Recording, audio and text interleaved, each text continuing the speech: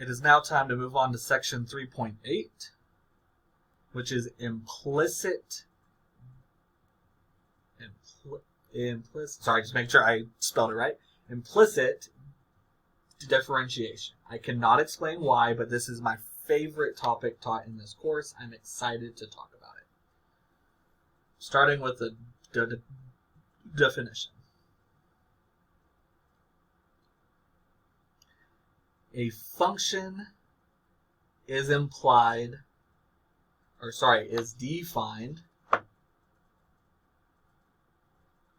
implicitly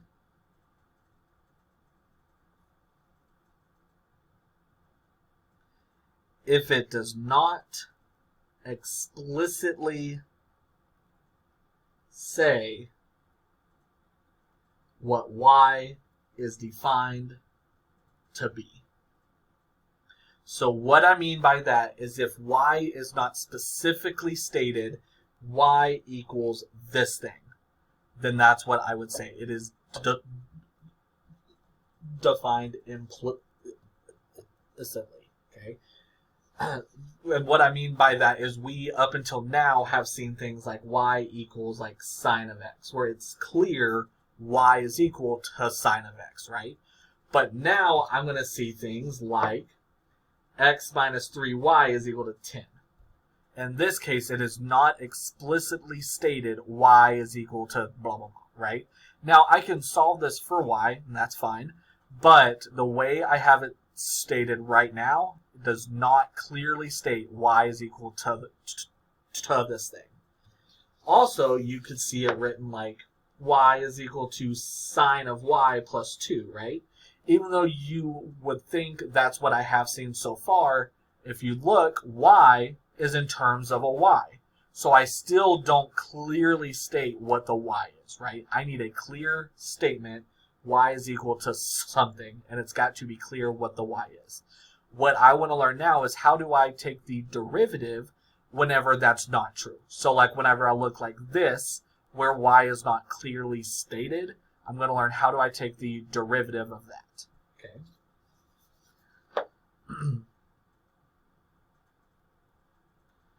When deriving an implicit function,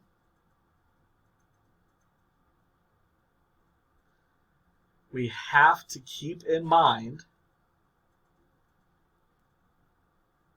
that y is a function. So we have to use the chain rule. Let me explain a little bit what I mean by that. So just like the one I had where I said y equals sine y plus 2, y is something, right? I don't know what it is, but y is some stuff. And so this is sine of some stuff. So because of that, I've got to use the chain rule. Okay? Let's do several examples of this.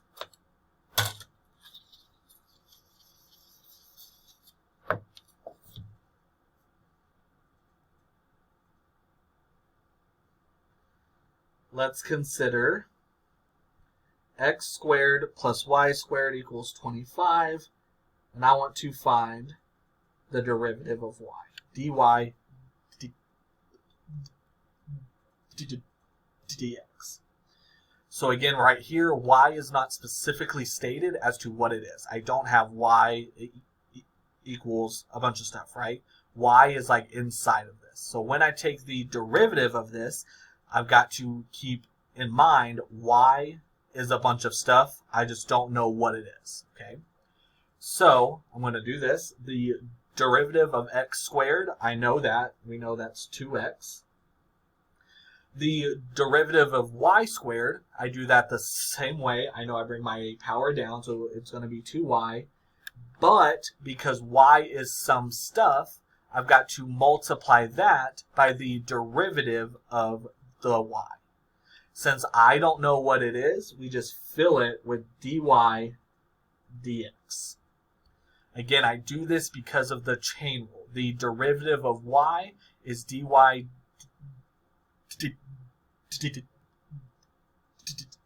dx. So when I take the derivative of y squared, I bring my 2 down and make it 2y, but by the chain rule, I have to multiply that by dy dx. Equals, and then on the right side, the derivative of 25 is equal to 0. So when they say find dy dx, I now need to solve this for dy dx. So subtract 2x, 2y dy dx is equal to negative 2x. And then I just have to divide that by 2y. So dy dx is equal to, 2's cancel out, so it's just negative x over y. Like that. So one more time, because I don't know what the y is, I have to use the chain rule and multiply that by the derivative of the y. Let's do another example.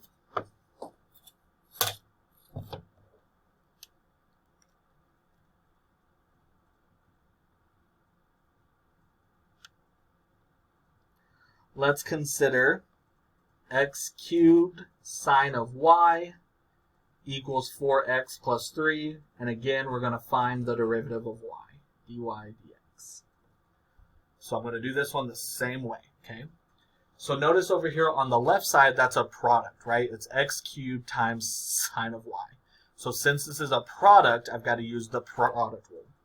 So I'm going to start by finding the derivative of x to the third. We know if I bring my 3 down, decrease the power by 1, that's going to be 3x squared. Derivative of the first part times the second part. Leave that. Plus, leave the first part, so I'm going to leave x cubed, times the derivative of sine of y. The derivative of sine is cosine, so that tells me I'm going to have cosine of y.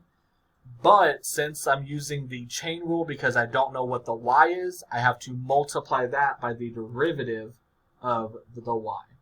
The reason I didn't do that over here was because I did not take the derivative of a y term, right? So that's why I did not here. Over here, I'm taking the derivative of cosine of a y. So that's why I put that here. Equals, and then the derivative of 4x plus 3 is just 4. So now I solve that for dy dx. So subtract 3x squared sine y. And we get x cubed cosine y dy dx equals 4 minus 3 x squared sine y. And then just divide by x cubed cosine of y. So dy dx equals 4 minus 3x squared sine of y over x cubed cosine of y. Remember, we only times it by dy dx if I'm taking the derivative of a y.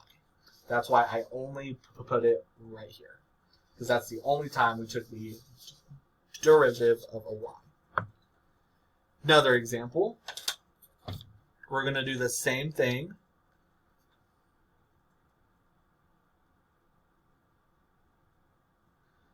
Let's consider 4x to the 5th plus tangent of y equals y squared plus 5x.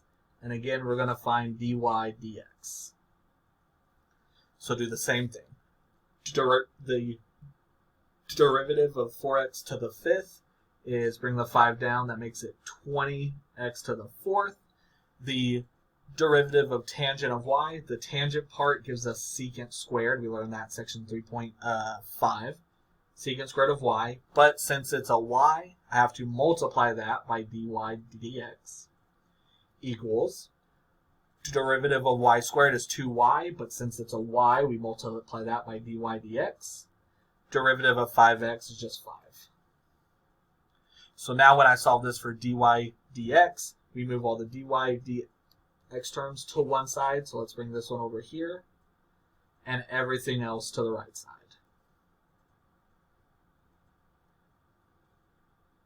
So I get secant squared y dy dx minus 2y. I forgot that. There you go. Minus 2y dy dx equals 5 minus 20x to the fourth. Both of these have a dy dx, so go ahead and factor that out. So all I've got to do is just divide by secant squared y minus 2y. So sorry I didn't leave a lot of room right here, but dy dx is equal to 5 minus 20x to the fourth over secant squared x minus 2y. Let's do some different examples now, doing basically the same thing. But we are going to apply this now to tangent lines. So example.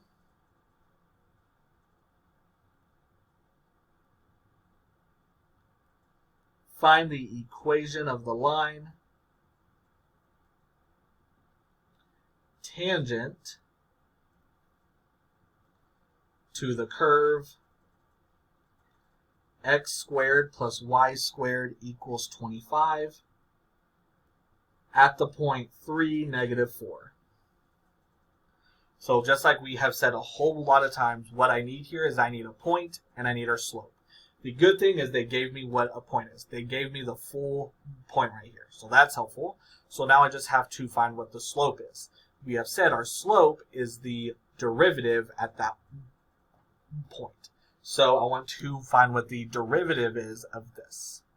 So we actually already did that one, but I'm going to do it again just to make sure we are clear. The derivative of x squared is 2x.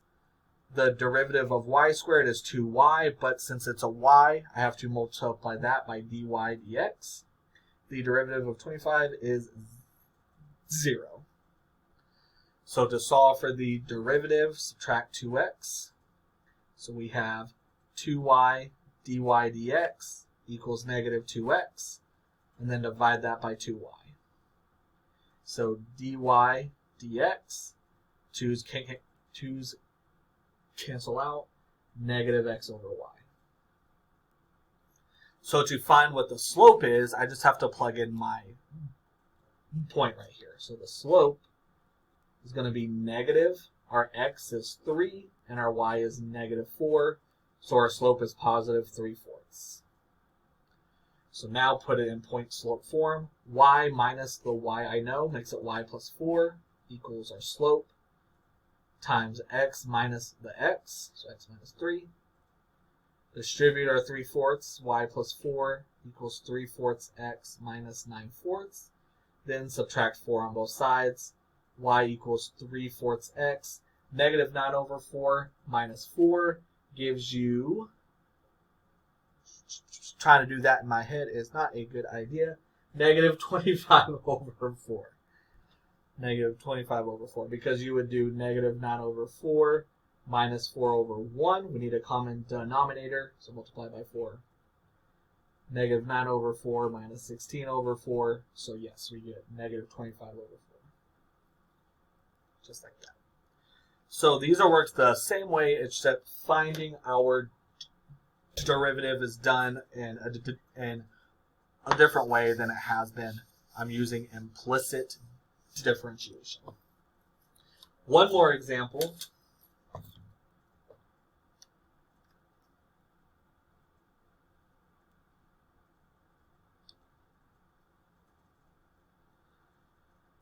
Find the equation of the line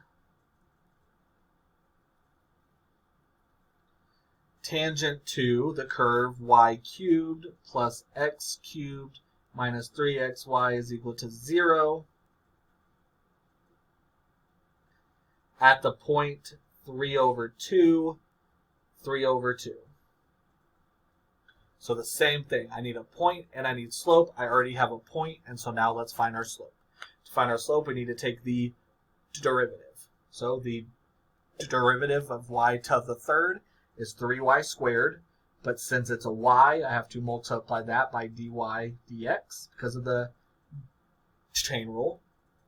The derivative of x to the third is 3x squared. Good there. No y's, and so I don't need dy dx. Then the derivative of negative 3xy. This is a product because it's x times a y. So I've got to use the product rule. Okay. So start right here. Taking the derivative of negative 3x is negative 3. Leave our y. Plus, which would make it minus. Leave my first part, which is 3x. And the derivative of y, which is dy dx. Remember, we've got to use the product rule because this is a product. Is equal to 0. So now I just have to solve that for dy dx. Everything else I'm going to move. So let's subtract 3x squared and add 3y. So we have 3y squared dy dx minus 3x dy dx equals negative 3x squared plus 3y. Both of those have a dy dx, so I can factor it out. So to get the derivative, I just have to divide it by 3y squared minus 3x. So the derivative is negative 3x squared plus 3y over 3y squared minus 3x. So to find our slope, I just have to plug in our point into that. So our slope is going to be negative 3 times 3 over 2 squared plus 3 times 3 over 2 over 3 times 3 over 2 squared minus 3 times 3 over 2. And if you simplify all of that, it becomes a really, really, really nice negative 1. So to find the equation of the line, I put it in point slope form. Y minus the y I know, so y minus 3 over 2 equals our slope, which is negative 1, times x minus the x, so 3 over 2. Distribute the negative 1, y minus 3 over 2 equals negative x plus 3 over 2. So if I add 3 over 2 on both sides, I get y equals negative x plus 3. So that is it for Chapter 3. I will see all of you guys for Chapter 4.